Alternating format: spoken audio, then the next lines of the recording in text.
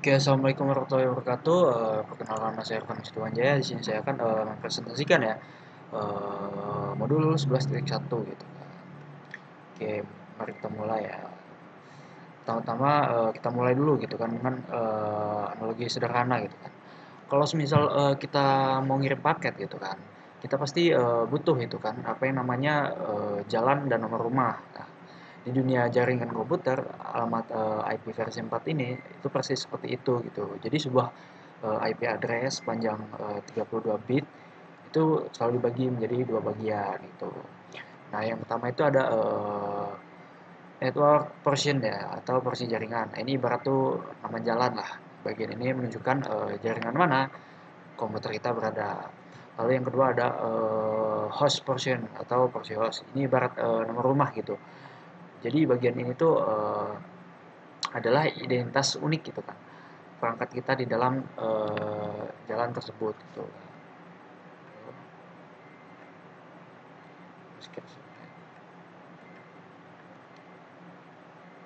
Oke. eh, jadi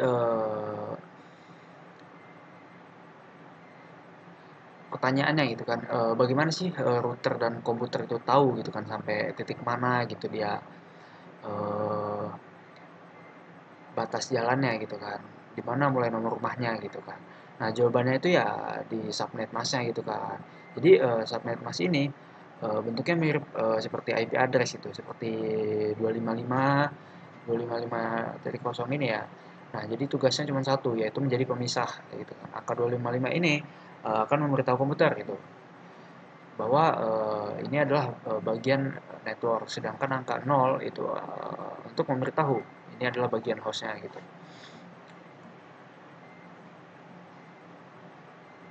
Ya, dan ada prefix ya.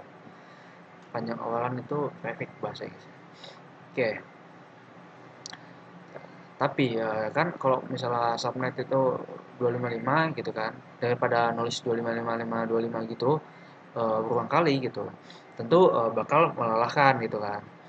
Karena itu para engineer itu punya jalan pintas yang disebut sebagai prefix prefix length atau juga notasi slash gitu kan, garis miring gitu istilahnya. Eh, jadi alih-alih menulis subnet yang panjang gitu, kita cukup menulis garis miring 24 atau garis miring berapa gitu kan.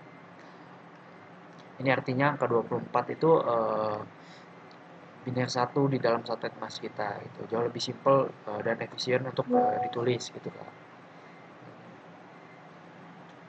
Penjaringan logika ya.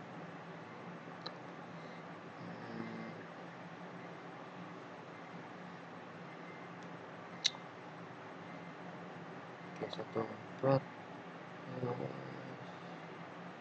empat.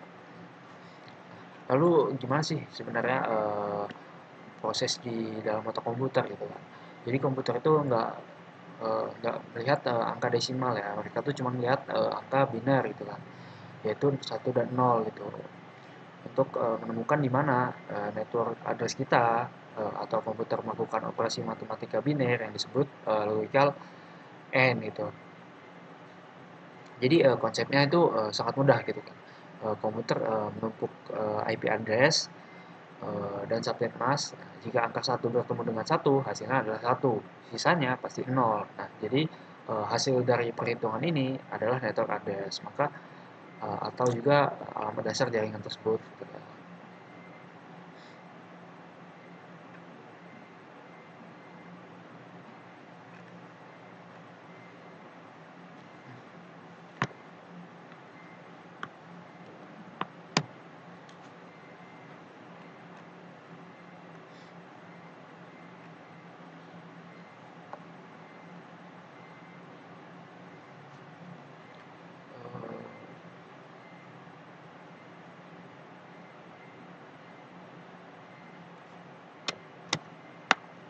Terus alamat share. Oke, jadi dalam satu jaringan atau satu jalan tadi ada tiga jenis ya alamat yang harus kita ketahui, yaitu yang pertama ada network address. Nah, ini adalah identitas dari jaringan itu sendiri. Ibarat nama komplek perumahan gitulah. Jadi alamat ini tidak bisa diberikan kepada laptop atau HP gitu kan. Lalu ada host address. Nah, ini adalah nomor rumah gitu kan yang bisa kita pakai. Alamat inilah yang dipasang di smartphone, laptop ataupun server gitu kan. Lalu ada broadcast ya. Jadi ini ibarat toa gitu atau pengeras suara di pos satpam. Kalau data dikirim ke alamat, ini semua perangkat di jaringan itu akan menerimanya gitu kan.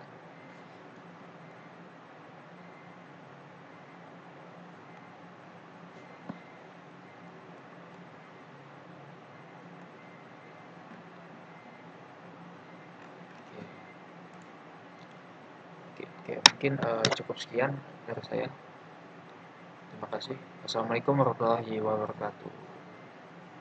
Assalamualaikum warahmatullahi wabarakatuh. Perkenalkan, nama saya Caherindya Rafeti. Hari ini saya akan membuat video presentasi untuk kelompok di bagian 11.2. Jadi di sini ada IPv4 unicast, siaran dan multicast. Nah, di bagian 11.2.1 unicast ini dalam topik sebelumnya itu kita akan belajar tentang struktur alamat IPv4. Nah, masing-masing itu memiliki bagian jaringan dan bagian host.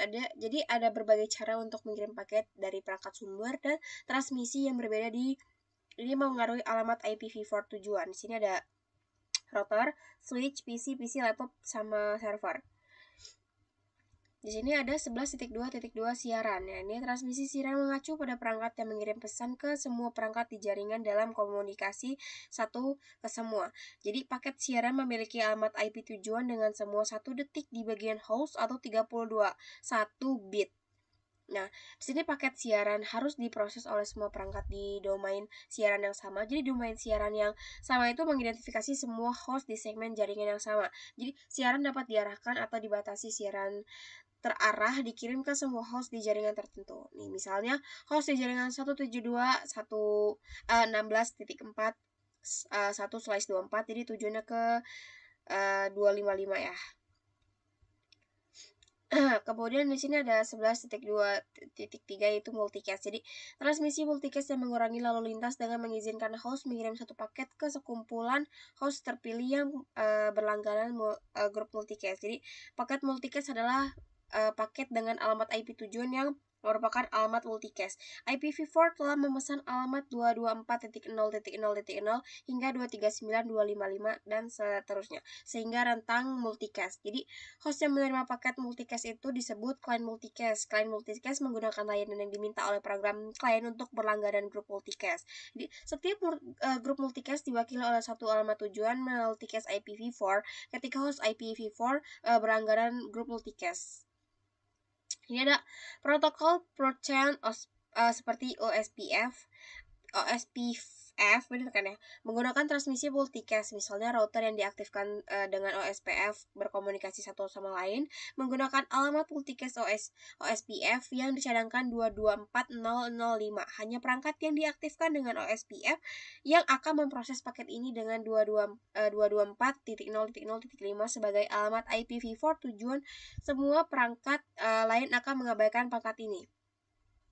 Ini ada router sumbernya 172.16.4 tujuannya ke 244.10.10.5. Ini ada switch, di sini ada PC2, laptop dan satunya server ya mungkin ya. Nah, di sini ada aktivitas unicast siaran atau multicast. Jadi petunjuk ini klik mulai untuk memilih alamat IP tujuan. Nah, selanjutnya klik host atau host akan menerima paket berdasarkan jenis alamat unicast siaran atau multicast. Klik periksa untuk memeriksa jawaban Anda. Nah, ini tuh memasukkan alamat IP tujuan ya untuk dari host sumber di PC pertamanya. Ini bisa dikerjain juga ya. Tapi mungkin segitu saja penjelasan singkat saya. Mungkin lebih dan kurangnya saya mohon maaf. Saya akhiri. Wassalamualaikum warahmatullahi wabarakatuh. Assalamualaikum warahmatullahi wabarakatuh. Saya Rajina Mustafa. Di sini saya akan melanjutkan materi yang sudah dijelaskan oleh kawan saya yaitu 11.3. Jadi di 11.3 ini adalah materi tentang jenis-jenis alamat IPv4. Jadi yang di 11.3.1 adalah membahas tentang alamat IPv4 public dan privat. Jadi sama seperti ada berbagai cara untuk mengirimkan paket IPv4 ini. Ada juga berbagai jenis alamat IPv4. Beberapa alamat IPv4 tidak dapat digunakan untuk terhubung ke internet, dan lainnya secara khusus dialokasikan untuk peruteran ke internet. Jadi beberapa IPv4 ini digunakan untuk memverifikasi koneksi dan yang lainnya ditetapkan sendiri. Jadi sebagai administrator jaringan, kita pada akhirnya akan sangat familiar dengan jenis-jenis alamat IPv4 ini. Setidaknya kita harus mengetahui apa itu dan kapan harus menggunakannya. Jadi ada alamat IPv4 public adalah alamat yang dirutekan secara global antar router penyediaan layanan internet atau ISP. Namun, tidak semua alamat IPv4 yang tersedia dapat digunakan di internet. Terdapat blok alamat yang disebut alamat privat yang digunakan oleh sebagian besar organisasi untuk menetapkan alamat IPv4 ke host internal. Dan di sini ada contoh blok alamat pribadi. Alamat jaringan dan awalan misalnya di sini 10.0.0.0/8. Nah, tentang alamat pribadi itu dari 10.0.0.0.0 sampai 10.255.255.255.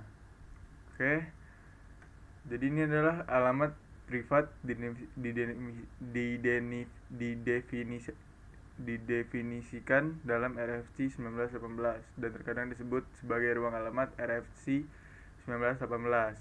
Oke, selanjutnya ada 11.3.2 yaitu perutaan ke internet. Jadi sebagian besar jaringan internal mulai dari perusahaan besar hingga jaringan rumahan itu menggunakan alamat IPv4 pribadi untuk mengakses semua perangkat internal, termasuk host dan router. Tapi alamat pribadi tidak bisa diakses secara global. Di sini ada contoh gambar alamat IPv4 pribadi dan penerjemahan alamat jaringan. Jadi paket ini memiliki alamat IPv4 yang merupakan alamat privat. Terus nanti akan diterjemahkan ke alamat IPv4 public menggunakan NAT. Jadi sebelum ISP dapat meneruskan paket ini, ISP harus menerjemahkan alamat IPv4 sumber yang merupakan alamat privat ke alamat IPv4 public menggunakan Network Address Translation atau NAT. Jadi di sini NAT itu digunakan untuk menerjemahkan antara alamat IPv4 privat dan alamat IPv4 public. Ini biasanya dilakukan pada router yang menghubungkan jaringan internal ke jaringan ISP.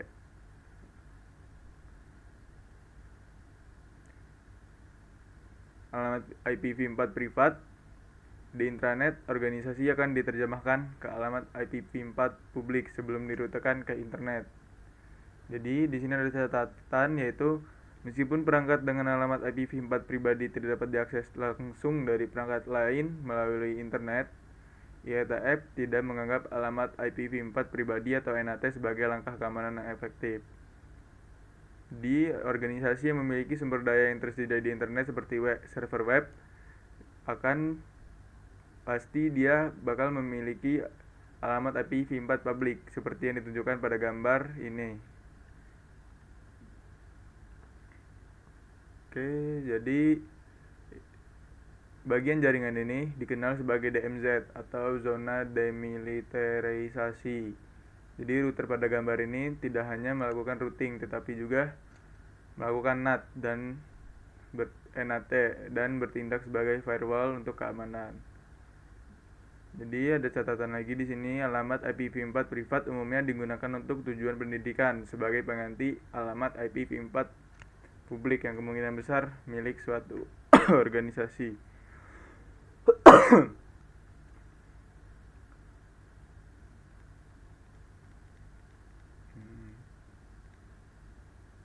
Jadi di sini ada instruksi. putuskan untuk meneruskan atau memblokir setiap alamat IP bergantung apakah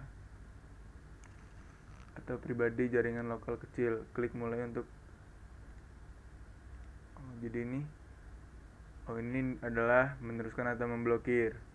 Jadi di sini ada simulasi gitu, apakah ini mau diblokir apa enggak gitu. Nah, kalau lulus dia akan masuk. Kalau dia bisa lulus dia bakal masuk, kalau nggak bisa lulus dia bakal nggak masuk, bakal pengurangan poin. Nah, coba ini kita blokir ya. Aduh.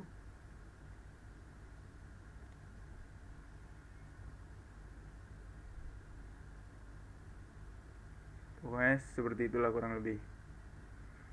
Nah, lalu lanjut ke 11.3.4. Jadi alamat IPv4 penggunaan khusus. Jadi terdapat beberapa alamat tertentu seperti alamat jaringan dan alamat siaran yang tidak dapat diberikan kepada host. Terdapat juga alamat khusus yang dapat diberikan kepada host tetapi dengan batasan tentang bagaimana host tersebut dapat berinteraksi di dalam jaringan. Jadi di sini ada alamat loopback. Alamat loopback itu contohnya ada 127.0.0.0/8 atau 127.0.0.1 hingga 2.255.255.254 atau lebih umum diidentifikasi hanya sebagai 127.0.0.1. Jadi ini adalah alamat khusus yang digunakan oleh host untuk mengarahkan lalu lintas ke dirinya sendiri. Jadi misalnya alamat ini dapat digunakan pada host untuk menguji apakah konfigurasi TCP atau IP berfungsi seperti ditunjukkan pada gambar ini. Jadi di sini dia melakukan ping ke antarmuka loopback seperti di sini ada ping 127.0.0.1, maka dia akan menampilkan kalau dia connect itu bakal reply, kalau misalnya dia nggak connect dia bakal RTO.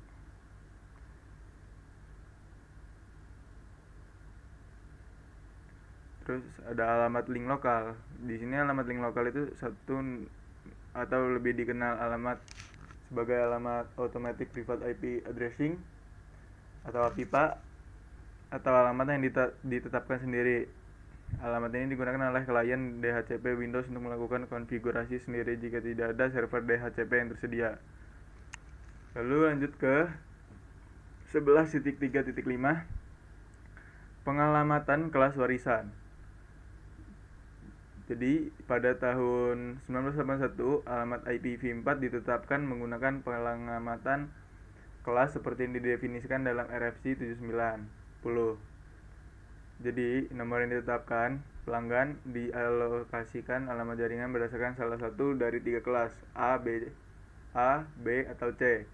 RFC membagi rentang unicast ke dalam kelas spesifik tersebut. Jadi di kelas A ini dari 0 sampai 127 yang dirancang untuk mendukung jaringan yang sangat besar dengan lebih dari 16 juta alamat host. Kelas A menggunakan awalan /8 tetap dengan oktet pertama untuk menunjukkan alamat jaringan dan 3 oktet sisanya untuk alamat host. Lalu yang kelas B ini dari 128.0.0.0 sampai 191.255.0.0/16.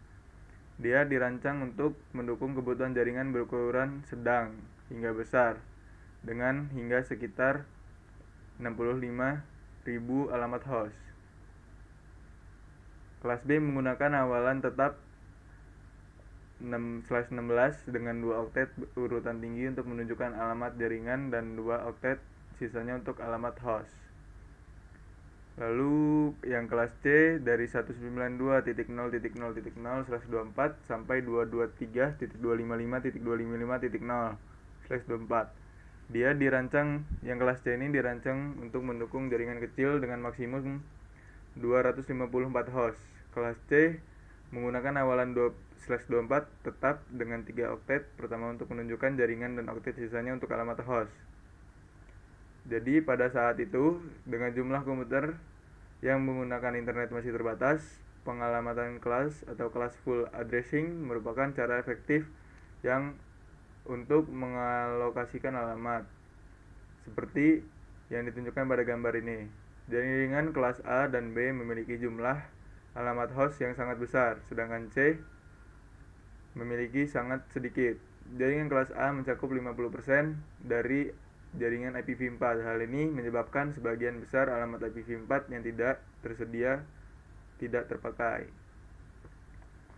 Lalu pada pertengahan tahun 1990-an, dengan diperkenalkannya World Wide Web atau WWW, pengalamatan berbasis kelas atau kelas full addressing dihentikan penggunaannya untuk mengalokasikan ruang alamat IPv4 yang terbatas secara lebih efisien. Alokasi alamat berbasis kelas digantikan dengan pengalamatan tanpa kelas atau classless addressing yang digunakan hingga saat ini. Oke, selanjutnya ada 11.3.6 yaitu penugasan alamat IP. Alamat IPv4 publik adalah alamat yang dirutekan secara global melalui internet. Dan alamat IPv4 itu V4 publik itu harus unik. Alamat IPv4 dan IPv6 dikelola oleh Internet Assignment Number Authority atau IANA. IANA mengelola dan mengalokasikan blok alamat IP ke Regional Internet Registries atau RIR. Kelima RIR itu tersebut ditunjukkan pada gambar. Jadi RIR itu ini ya, ada ARIN, ada RIPE, NCC, ada APNIC, ada AFRINIC, ada LACNIC. Yang AFRINIC ini untuk Afrika, yang APNIC ini untuk Asia, yang RIPE ini untuk Eropa. ARIN ini buat apa ya ARIN ini? ARIN ini buat Amerika. Terus LACNIC ini buat Amerika Latin. Ya pokoknya gitu. Jadi RIR ini bertanggung jawab untuk mengalokasikan alamat IP kepada ISP yang menyediakan blok alamat IPv4 kepada organisasi dan ISP yang lebih kecil. Jadi organisasi juga dapat memperoleh alamat mereka langsung dari RIR. Jadi mungkin sekian aja penjelasan dari saya. Mungkin materi selanjutnya akan dilanjutkan kawan saya. Terima kasih. Saya perkenalkan, nama saya Aldi Halim. Jadi kali ini saya akan melanjutkan untuk presentasi bagian saya 11.4. Ini kita masuk ke modul 11 tentang pengamatan IP versi 4. Jadi di sini kita masuk ke IP 11.4, materi 11.4 tentang segmentasi jaringan. Ini di sini ada domain siaran dan segmentasi. Jadi pernah nggak sih kalian itu menerima email yang ditujukan kepada setiap orang di kantor atau sekolah? Ini merupakan email siaran ya, atau broadcast. Mudah-mudahan itu berisi informasi yang perlu Anda ketahui. Kemudian di LAN Ethernet, perangkat menggunakan siaran Address Resolution Protocol atau ARP untuk menemukan perangkat lain. Jadi ARP itu seperti pencari gitu ya. Kemudian ARP itu mengirimkan layer 2 ke alamat IP versi 4 yang diketahui jaringan lokal untuk menemukan alamat MAC terkait. Perangkat LAN Ethernet juga menemukan perangkat lain menggunakan layanan host bisa memperoleh konfigurasi alamat IP versi 4 menggunakan Dynamic Host Configuration Protocol. Di sini ada gambaran tentang domain siaran segmen ya, atau broadcasting sepertinya. Di sini ada router, ini switch-nya. Di sini ada cloud, internet. Seperti ini untuk gambarnya. Dan jadi router tidak menyebarkan siaran. Ketika router menerima siaran, router tidak meneruskan ke antarmuka lain. Ketika router 1 menerima siaran pada interface gigabit internet 0/0, R1 tidak meneruskan interface lain. Oleh karena itu, setiap interface router terhubung ke domain siaran dan siaran hanya disebarkan dalam domain siaran tertentu. Jadi si broadcastingnya ini hanya disebarkan di domain tertentu ya, tidak semua ke semua. Seperti itu. Kemudian di sini masalah dengan domain siaran besar. Jadi masalahnya itu adalah jaringan menghubungkan banyak host. Masalah dengan domain siaran besar adalah host ini dapat menghasilkan siaran yang berlebihan dan berdampak negatif pada jaringan. Di sini pada gambar LAN 1 menghubungkan 100 pengguna yang dapat menghasilkan jumlah lalu lintas yang siaran yang berlebih. Nah, seperti ini. Jadi kalau penggunanya banyak, benar ya memang banyak. tapi nantinya itu akan menghambat jalur lalu lintas pengirimannya. Jadi menimbulkan perangkat yang lambat. Nah, jadi seperti jadi lemot ya. Karena yang dikirim itu ada 400 pengguna. Itu nih domain besar nih 400 pengguna. Nah, di sini dalam sini nih itu dia akan menghambat lalu lintasnya seperti yang dijelaskan pada 11.4.2 ini. Seperti itu. Solusinya adalah mengurangi ukuran jaringan untuk membuat domain siaran yang lebih kecil dalam proses yang disebut subnetting.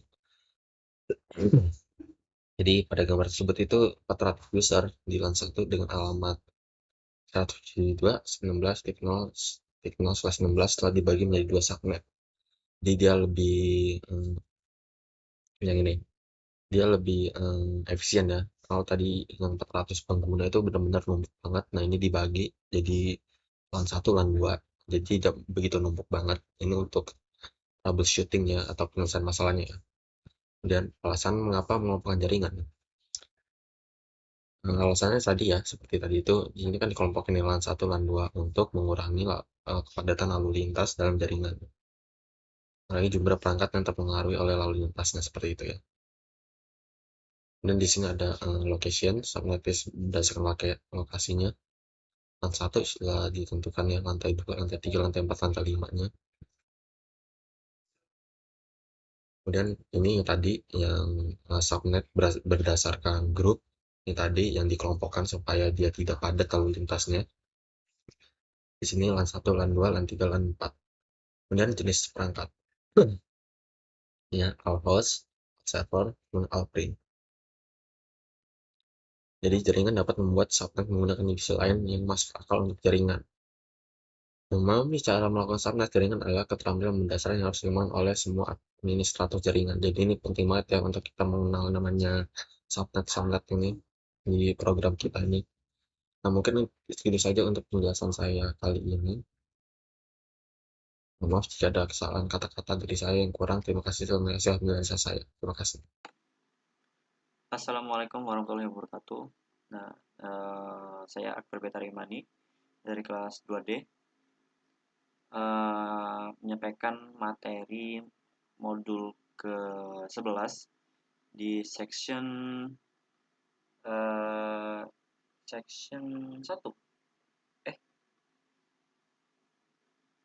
Iya, section berapa? Bukan section 1, section 5. Nah, di section 5 ini itu bahas tentang subnet and IPv4 network. Singkatnya subnetting. Nah, subnetting itu adalah salah satu skill paling penting dalam administrasi jaringan IPv4. Mungkin terasa rumit di awal, tapi semakin sering latihan akan semakin mudah. Istilahnya kayak learning by doing lah. Nah, yang pertama itu apa sih subnetting itu? Nah, subnetting adalah proses membagi satu jaringan besar menjadi beberapa jaringan yang lebih kecil. Caranya adalah dengan meminjam satu atau lebih bit dari bagian host address untuk dijadikan network bits. Dengan kata lain, kita memperpanjang subnet masknya. Prinsipnya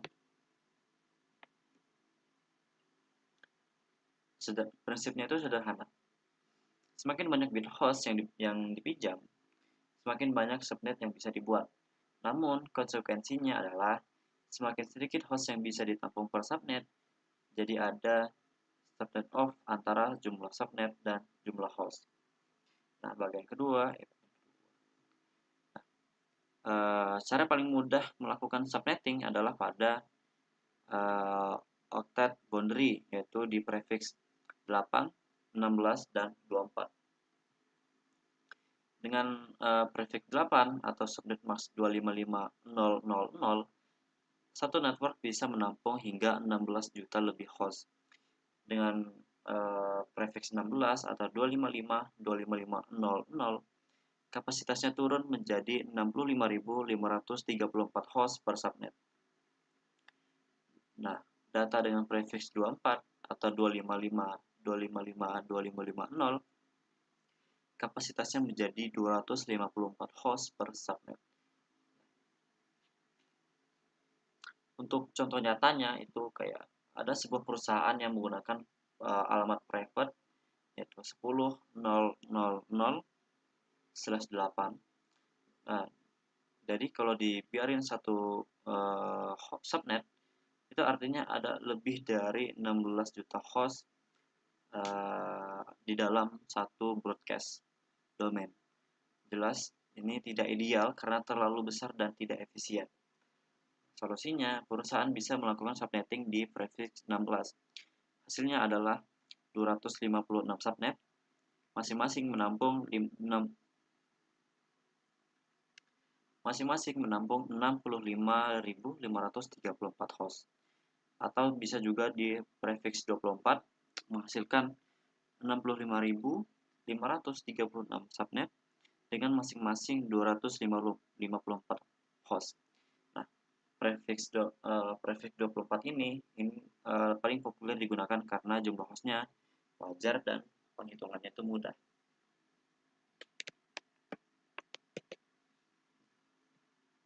Selain di octet boundary, kita juga bisa melakukan subnetting di dalam octetnya, yaitu meminjam bit dari posisi di posisi mana aja di octet keempat.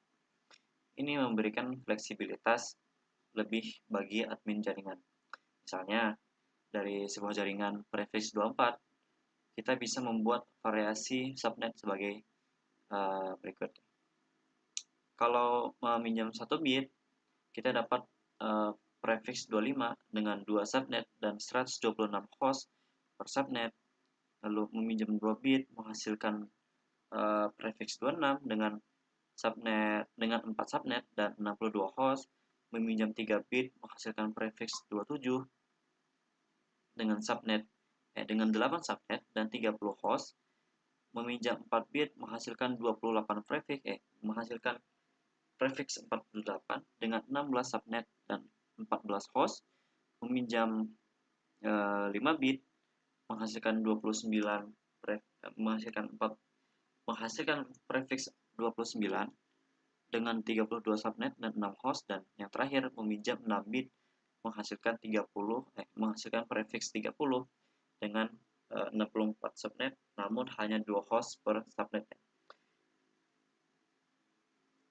Pola yang bisa kita ingat di sini itu setiap 1 bit yang dipinjam jumlah subnetnya berlipat 2, tapi jumlah host per subnetnya berkurang setengah. Ada 2 konsep penting yang biasanya dijelaskan melalui video di materi ini. Nah, jadi di section ke-5 di modul 11 ini tuh ada dua video yang sudah saya rangkum. Yang pertama adalah cara membaca subnet mask. Nah, subnet mask itu bekerja dengan menandai bagian mana dari IP address yang merupakan network portion dan mana yang host portion. Bit bernilai 1 menunjukkan network, bit bernilai 0 menunjukkan host. Contohnya prefix 26 dalam biner adalah jadi dalam biner itu kan ada 32.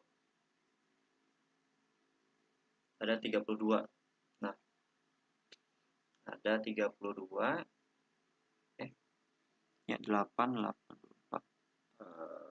32.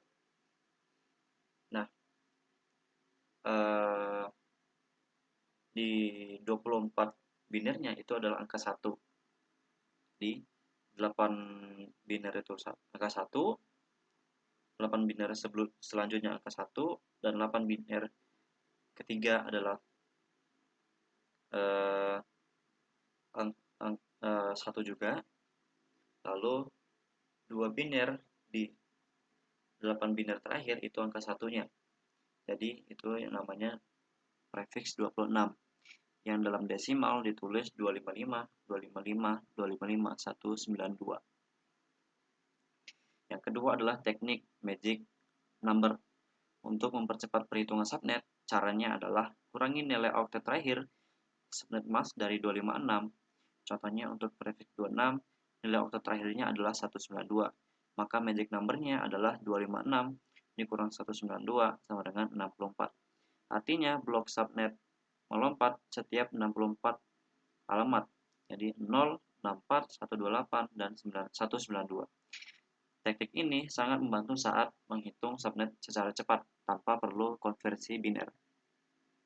Nah, sebagai kesimpulannya, subnetting ini dilakukan dengan meminjam bit host untuk dijadikan network bits. Nah, semakin banyak bit dipinjam, semakin banyak subnet, tapi semakin sedikit host per subnetnya. Nah, subnetting paling mudah dilakukan di octet boundary, yaitu prefix 8, 16, dan 24. Untuk kebutuhan yang lebih spesifik, kita bisa pakai subnet di dalam octet menggunakan prefix 25 hingga 30, dan teknik magic number bisa digunakan untuk mempercepat perhitungan. Sekian untuk penyampaian saya di modul 11 section kelima. Mungkin itu saja. Bila ada kurang lebihnya, mohon maaf karena ini hasil rangkuman saya sendiri. Ya, mungkin saya akhiri. Wassalamualaikum warahmatullahi wabarakatuh. Saya Krasela Ramadewi dari kelas TRI 2D dengan NPM 2578293. Di sini saya akan melanjutkan penjelasan materi pada bagian 11.6 mengenai subnet /16 dan /8. Jadi pada materi ini kita akan membahas cara melakukan subnetting pada jaringan dengan prefix besar, yaitu /16 dan /8. Nah, subnetting ini digunakan untuk membagi satu jaringan besar menjadi beberapa jaringan kecil agar pengelolaan IP address menjadi lebih rapi dan efisien. Semakin banyak bit host yang dipinjam untuk subnet, maka jumlah subnet akan semakin banyak. Namun, jumlah host dalam setiap subnet akan semakin kurang. Nah, di sini pada bagian 11.6.1 mengenai create subnet with a /16 prefix. Pada bagian ini, contoh jaringan yang digunakan adalah 172.16.0.0/16. Prefix /16 berarti 16 bit pertama digunakan sebagai network, sedangkan 16 bit sisanya digunakan sebagai host. Nah, bit host tersebut dipinjam untuk membuat subnet baru, contohnya menjadi /17, maka 1 bit host dipinjam dan menghasilkan 2 subnet. Jika menjadi /24, maka akan menghasilkan 256 subnet dengan 254 host per subnet. Jadi tabel subnetting itu tidak perlu dihafal seluruhnya. Yang penting kita dapat memahami bahwa semakin besar prefix maka jumlah subnetnya bertambah, tetapi jumlah hostnya berkurang. Selanjutnya pada 11.6.2 mengenai create 100 subnet with a /16 prefix. Pada bagian ini dijelaskan perusahaan yang membutuhkan minimal 100 subnet dari jaringan 172.16.0.0/16. Untuk mencari jumlah subnet digunakan rumus yaitu 2 pangkat jumlah bit yang dipinjam.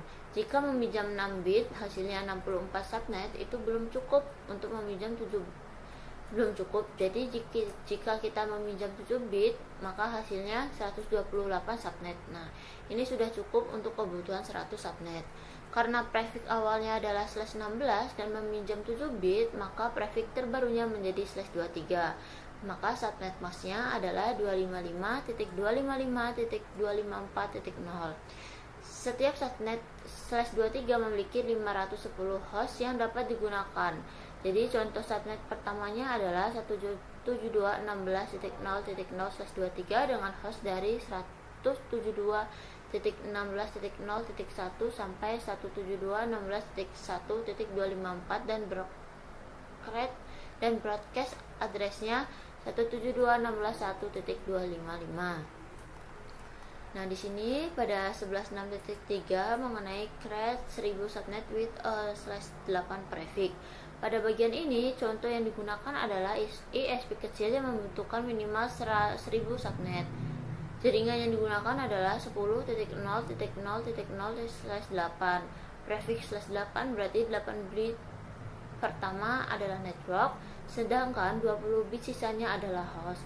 Untuk membuat minimal 1000 subnet, kita harus meminjam 10 bit karena 2 pangkat 10 sama dengan 1024 subnet.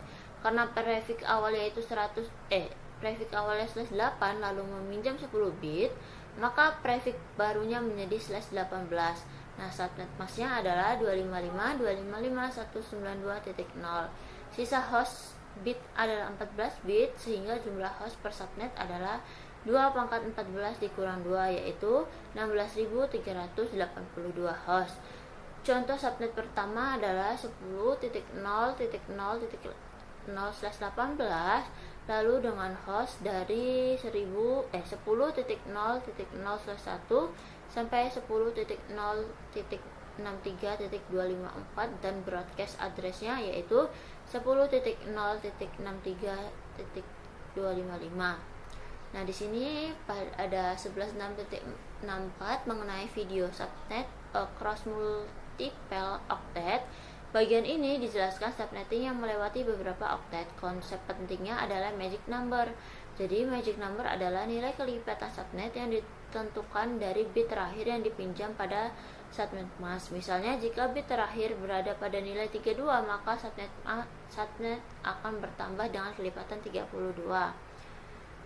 Contohnya jaringan 10.0.0.0/8 yang menjadi /11 subnet bertambah pada oktet kedua seperti 10.0.0.0 yaitu bertambah menjadi 10.32.0.0 dan bertambah lagi menjadi 10.64.0.0 dan seterusnya.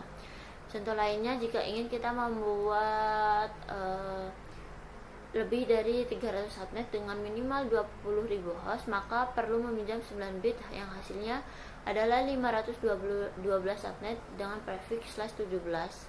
Jadi subnet masknya menjadi 255.255.128.0 dan magic numbernya adalah 128. Jadi walaupun subnetting melewati beberapa oktet, aturan dasarnya tetap sama, yaitu meminjam bit host, menghitung jumlah subnet dan menghitung jumlah host dan menentukan magic numbernya. Selanjutnya di sini ada di 11.6.5 mengenai calculate the subnet. Pada aktivitas ini kita diminta mengubah subnet mask dalam bentuk desimal ke biner lalu menentukan prefix notationnya. Jadi aktivitas ini melatih membaca subnet mask dalam bentuk desimal, biner, dan prefix. Selanjutnya di 11.6.6 mengenai lab. Pada lab ini kita akan berlatih menghitung subnet IPv4 secara manual. Ada dua bagian utama. Bagian pertama adalah menentukan informasi subnet seperti network address, subnet mask, prefix, jumlah host, dan broadcast address. Nah, bagian keduanya adalah menghitung subnet secara lengkap seperti subnet pertama, subnet berikutnya, first host address-nya, last host address-nya, dan broadcast address-nya.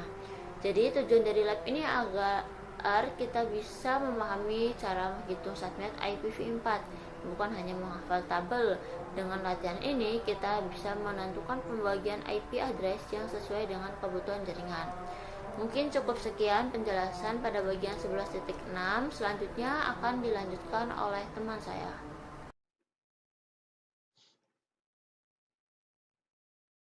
Oke, Assalamualaikum warahmatullahi wabarakatuh. Izin memperkenalkan diri, nama saya Safa Sarika Putarianti dari kelas 2B dengan NPM 2578256. Nah, di sini saya akan melanjutkan presentasi dari teman saya yang berada pada modul 11, yaitu saya akan menjelaskan yang berada pada modul 11.7 subnet untuk memenuhi persyaratan. Langsung saja ke 11.7.1 subnet ruang alamat IPv4 pribadi versus public. Nah, gambar ini menunjukkan perusahaan yang khas. Satu itu internet. Nah, ini adalah bagian internal dari jaringan perusahaan yang dapat diakses di dalam organisasi perangkat di internet menggunakan alamat IPv4 yaitu pribadi. Yang kedua adalah DMS. Ini adalah bagian dari jaringan perusahaan yang berisi sumber daya yang tersedia untuk internet seperti server web. Oke, lanjut di 11.7.2 yaitu meminimalkan alamat IPv4 host yang tidak digunakan dan memaksimalkan subnet. Untuk memaksimalkan jumlah subnet IPv4 host yang tidak digunakan dan memaksimalkan jumlah subnet yang tersedia, ada dua pertimbangan saat merencanakan subnet: jumlah alamat host yang diperlukan untuk setiap jaringan dan jumlah subnet individu yang diperlukan. Nah, jumlah alamat host yang diperlukan di subnet terbesar akan menentukan berapa banyak bit yang harus tersisa di bagian host. Oke, lanjut, yaitu 11.7.3 contoh subnetting IPv4 yang efisien.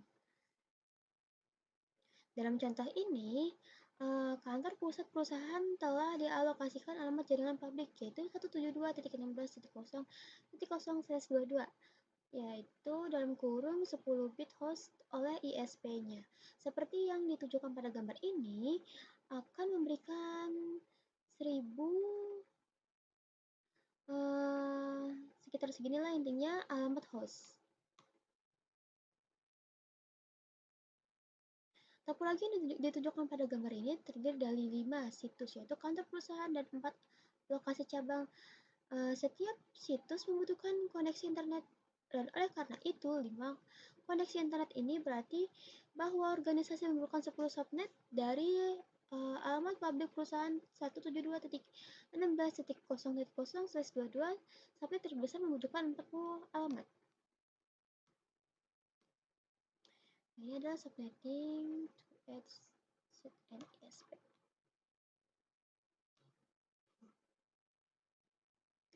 Nah, ini suruh mengisi, skip. Oke. Presentasi saya cukup sampai di sini. Saya, Safa Sarika Putarianti, mohon pamit undur diri. Bila ada kata-kata yang salah mohon dimaafkan. Presentasi selanjutnya akan dilanjutkan oleh teman saya. Assalamualaikum warahmatullahi wabarakatuh. Bapak Fadila, di sini saya akan menjelaskan materi selanjutnya yang jumlahnya itu titik 7 ya, tadi teman saya di modul 11. Nah, ini di bagian saya ini ada namanya PSM.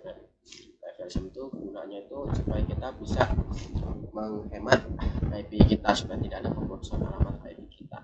Nah, misalnya dalam satu jaringan tuh cuma butuh 4 host.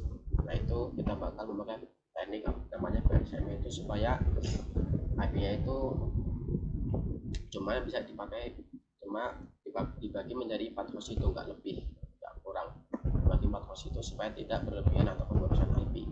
Jadinya sisanya itu masih bisa dipakai ke alamat host lain. Itu supaya tidak ada pemborosan lah. Nah, di sini bagian 3 itu ada konservasi alamat IPv4. Nah, karena semakin menipisnya ruang alamat IPv4 publik, memaksimalkan penggunaan alamat host itu tersedia menjadi perhatian utama saat melakukan subnetting jaringan IPv4. Nah, alamat IPv6 itu yang lebih besar memungkinkan perencanaan dan alokasi alamat yang jauh lebih mudah daripada yang dimungkinkan oleh IPv4. Nah, menghemat alamat IPv6 bukanlah masalah.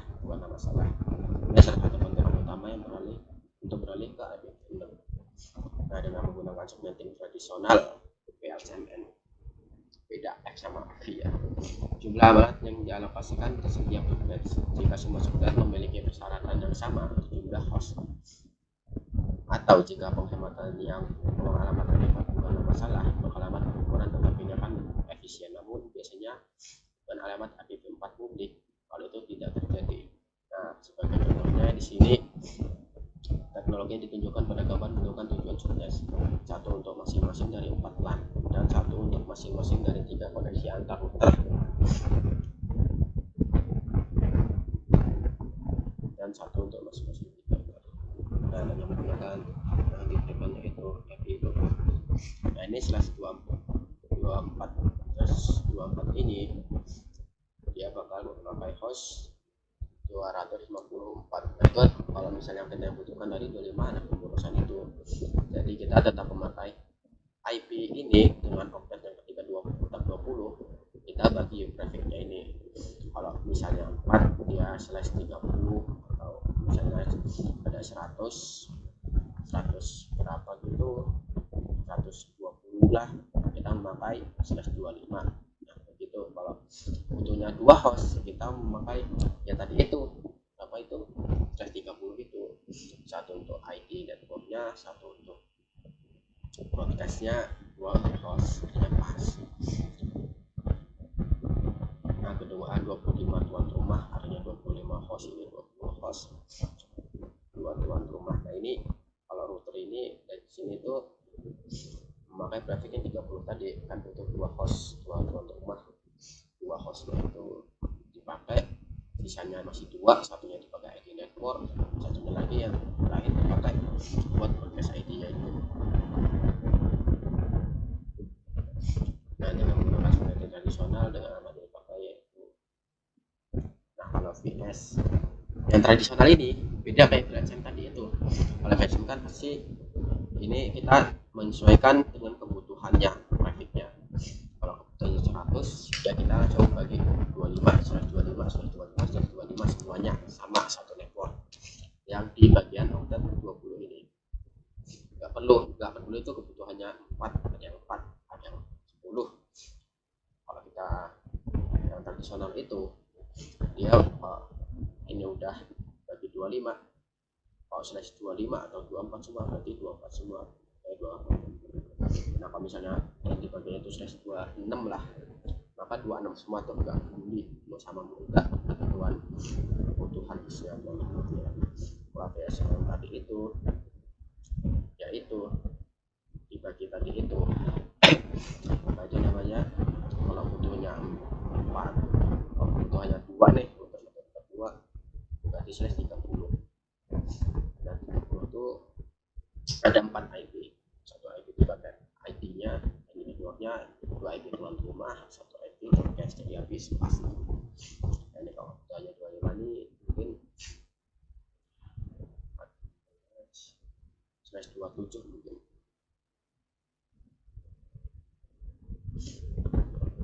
Nah 3 bit dapat dipinjam dari bagian host yang oktet terakhir untuk memenuhi kebutuhan 11 setiap yang ditentukan pada gambar meminjam 3 bit menciptakan 8 subnet dan menciptakan 5 bit host dengan 30 host yang dapat digunakan per subnet.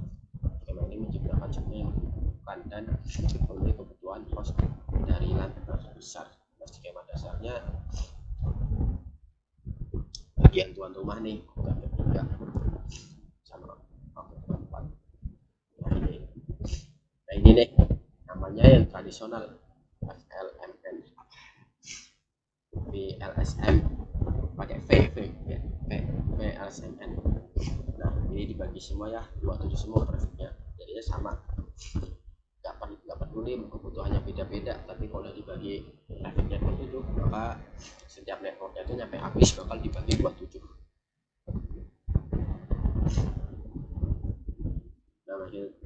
Nah terus meskipun bagian subnet tradisional ini menyebut kebutuhan terbesar dan bagian alamat menjadi sejumlah subnet yang memadai, kali menggunakan pemborosan alamat yang tidak pada dasar. Karena ini pemborosan seperti itu kan nggak peduli mau dikit besar, kalau dibagi trafficnya itu semua, jadinya yang nggak sama rata sih. Dan sebagai contoh, 2 alamat apa yang dibutuhkan setiap subnet untuk ketika tautan WAN, karena saya sudah punya 30 alamat yang dapat digunakan, terdapat 20 alamat yang tidak terpakai di setiap subnet tersebut. Seperti ditunjukkan pada gambar, hal ini menunjukkan 84 alamat yang tidak terpakai. Nah ini sini kebutuhannya cuma 20.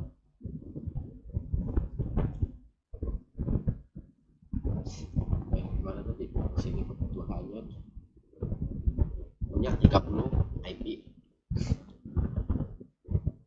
kebutuhannya cuma 2, yang terpakai adalah 28 alamat.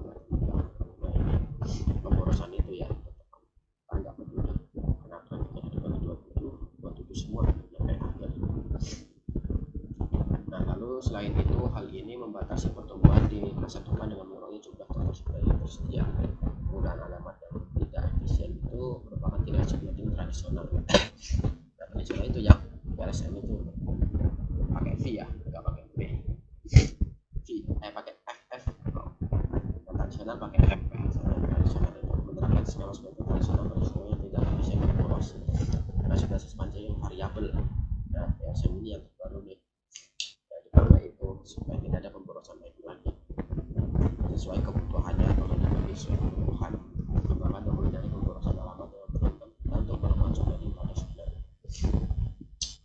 LCN. Pada semua contoh subnetting sebelumnya, subnet mas itu yang diterapkan tuh semua subnet mas itu diterapkan yang sama diterapkan tuh semua subnet. Nah, ini berarti bahwa setiap subnet itu memiliki jumlah alamat host yang tersedia yang sama seperti di investigasi gambar kiri gambar kiri 30. Nah, ini yang tradisional tadi. Nah, sebenarnya tradisional menjalankan semua dengan ukuran yang sama. Nah, itu kan berarti 27 tadi 27 semua dibagi 27 jadinya sama semua, nggak ada yang beda, kebutuhannya sama besar. Nah, itu sama jadinya kalau misalnya ini ada 30 ini cuma butuh 4, jadi ada pengurusan 26 jadi nggak kepakai. Setiap subnet dalam skema tradisional menggunakan subnet mas yang sama seperti yang ditunjukkan di sisi kanan gambar. Sisi kanan gambar. Kalau saya bukan ruang jaringan yang tidak sama dengan saya subnet mas akan berjalan seperti sehingga disebut variabel dalam VSM. Nah, ini dalam VSM itu sesuai kebutuhannya. Pasti sisa berapa itu yang kita pakai, kita bagi lagi supaya sesuai dengan kebutuhan yang diperlukan. Kalau kebutuhannya tadi ada yang slash 27, yang 30, maka kalau 20 kita pakai slash 28. Pokoknya yang belum kepakai itu kita dibagi-bagi lagi supaya semuanya terpakai, supaya tidak terjadi kepengurusan. Nah, VSM itu hanyalah subnetting dari subnet topologi yang sama seperti yang digunakan sebelumnya di pada gambar. Apalagi kita menggunakan jaringan objeknya 320 ya, maka ini slash ini 24 ya, 24 ini ada 254 IP masih bisa dipakai menjadi 7 subnet untuk masing-masing dari 4 LAN dan 1 untuk masing-masing dari 3 koneksi. Nah, untuk A butuh 25, B20, C15, D28. Ya, routernya butuh 2 rumah. Obat ini dengan bagaimana dibagi menjadi 8 subnet yang sama dengan berapa alamat host yang dapat digunakan per subnet. Maksudnya kebutuhan dan 3 subnet dapat digunakan untuk koneksi antar router. Skema subnet tadi subnet 7 akan dibagi lagi menjadi subnet lain.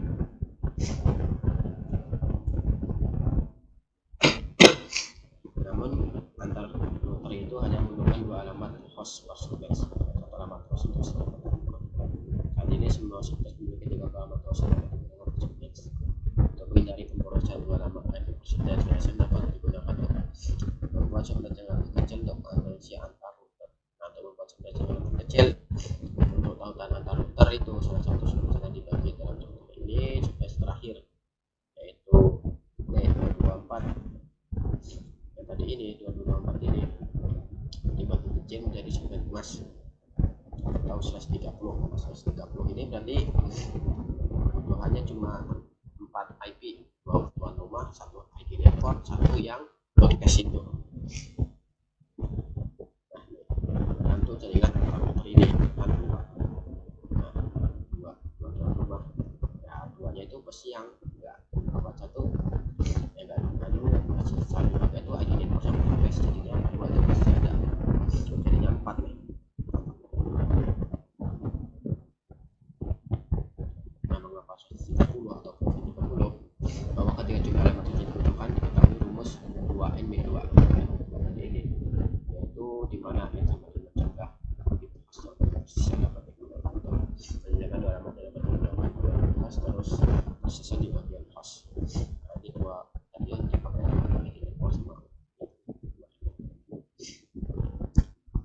karena terdapat 5 bit host terhadap 2 yang telah dibagi masing-masing 3 bit lagi dapat dipinjam sehingga bisa 2 bit di bagian host bertemu pada sistem yang dapat dibagi sehingga bit pinjam dan tempat subnet dibutuhkan. Nah, 2 tuan rumah pokoknya hubungannya seperti itu. Gambar tersebut menunjukkan bagaimana 4 subnet slash 27 telah dialokasikan ke LAN dan 3 subnet telah dialokasikan ke tautan antar router.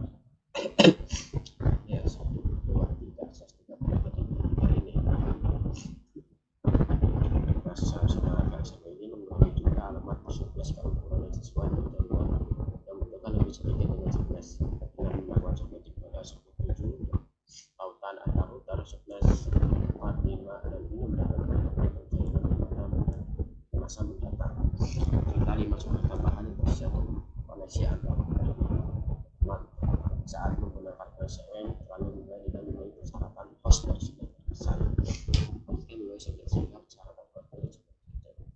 Kita bagi pembagiannya itu dari yang terbesar ke yang terkecil. Yang terbesar itu rentangnya dulu seberapa, kalau kita bagi baru sisanya yang kecil-kecil itu host juga.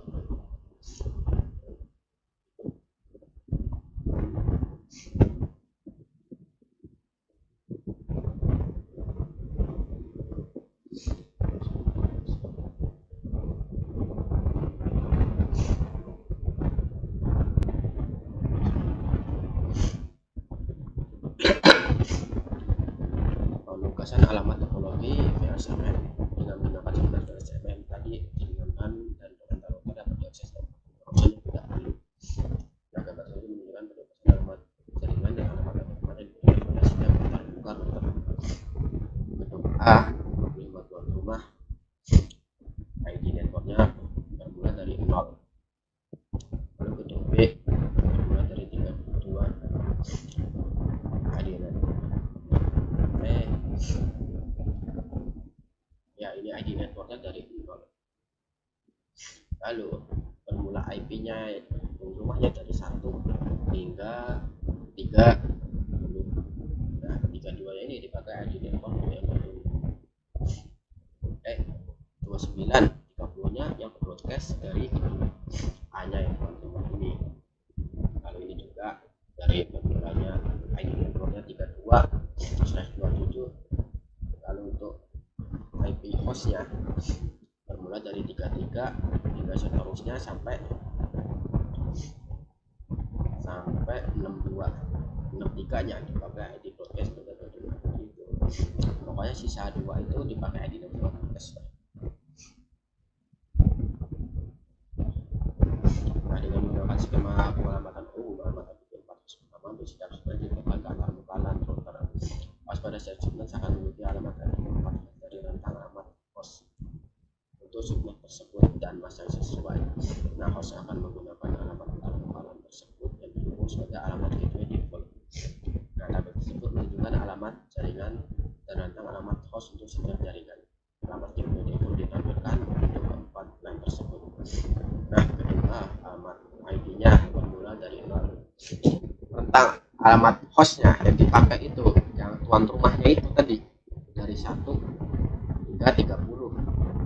Nah, ini gerbang defaultnya bermulanya. Nah, 31 berarti ini, kan ini langsung ke 32. 31 ini broadcast dari alamat IP yang terbuka. Kan 2 tadi, 2 itu bisa dipakai. Yang pertama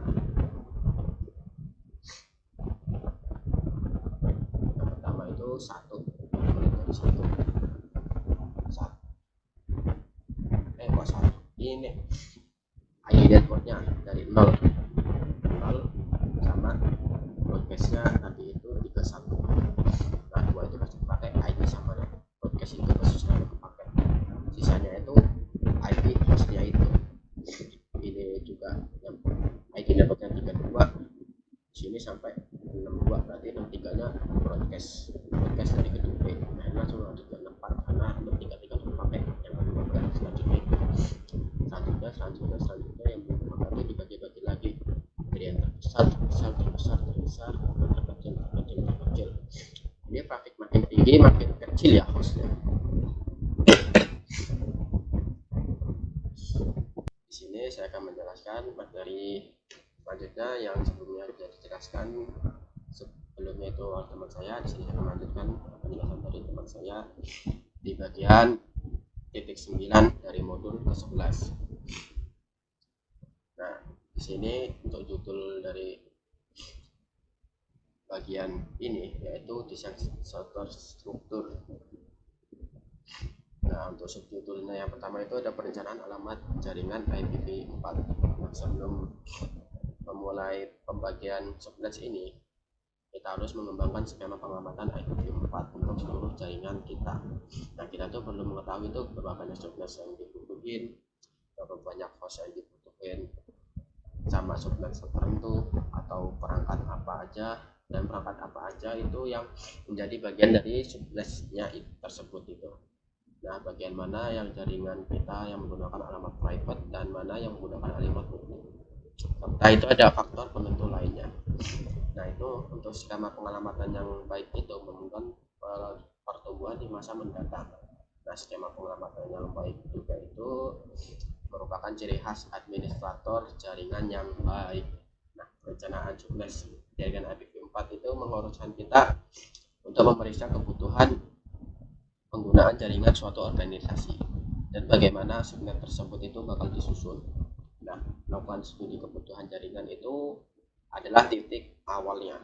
Nah, ini berarti melihat seluruh jaringan baik intranet maupun DNC dan penentuan bagaimana setiap area akan disegmentasi.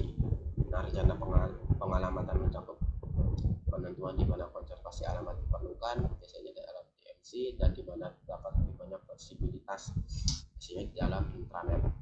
Nah, jika konversi alamat diperlukan, rencana tersebut itu harus menentukan berapa banyak subnet yang dibutuhkan dan berapa banyak host per subnet. Nah, seperti yang dibahas sebelumnya itu, ini biasanya diperlukan untuk ruang alamat IPv4 publik di dalam DNC. Nah, ini kemungkinan besar itu akan mencakup penggunaan DLSM. Nah, di dalam intranet perusahaan itu konservasi alamat biasanya bukan masalah besar. Nah, hal ini sebagian besar disebabkan oleh penggunaan pengalamatan IPv4 pribadi, termasuk alamat ini 10.000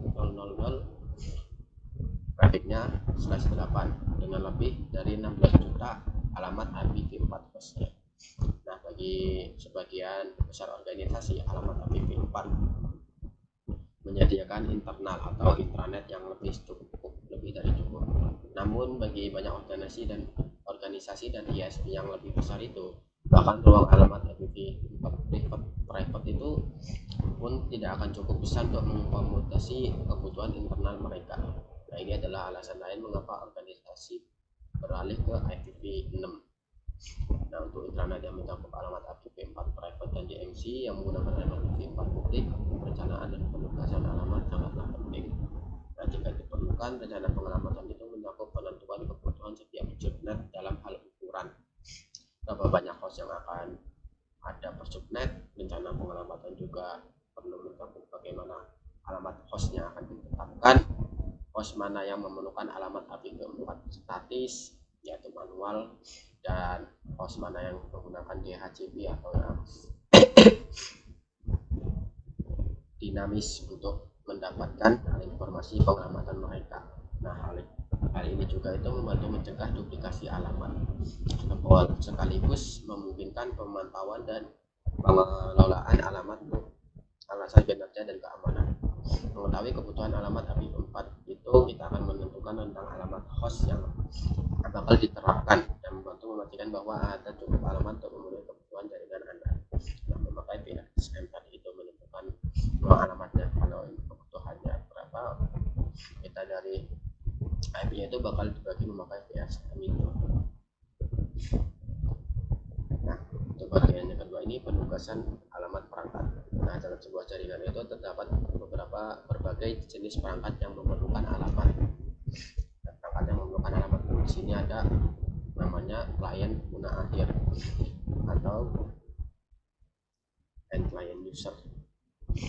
Sebagian besar jaringan mengalokasikan alamat IPv4 ke perangkat klien secara dinamis, yaitu DHCP tadi itu dinamis, menggunakan dynamic host configuration protokol DHCP ini.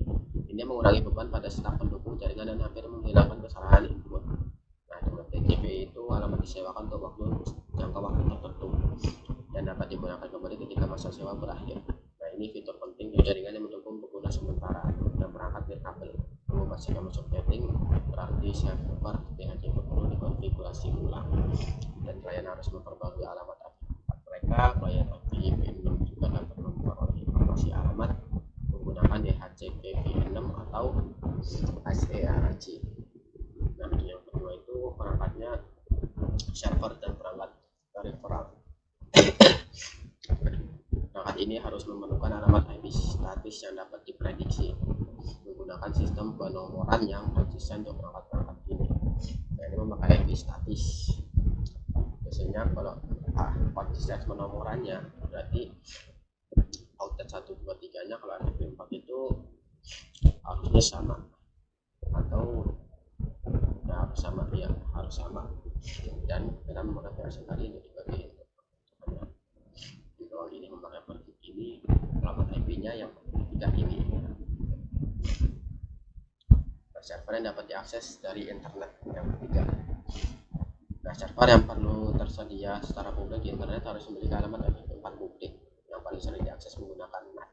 Nah, NAT ini ya alat untuk mentranslasikan supaya API publik itu bisa API private itu bisa dibaca sebagai API publik.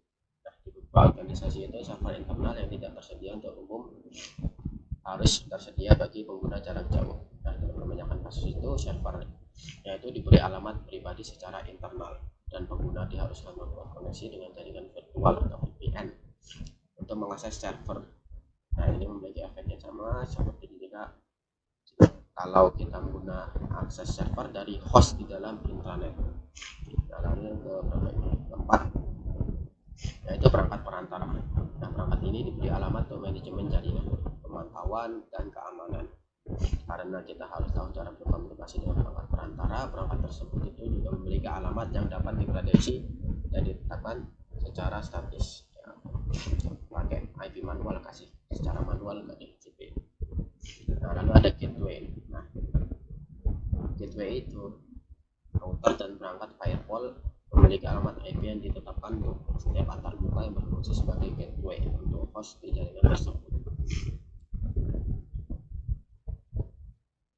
Nah, biasanya antarmuka router menggunakan alamat terendah atau tertinggi di jaringan.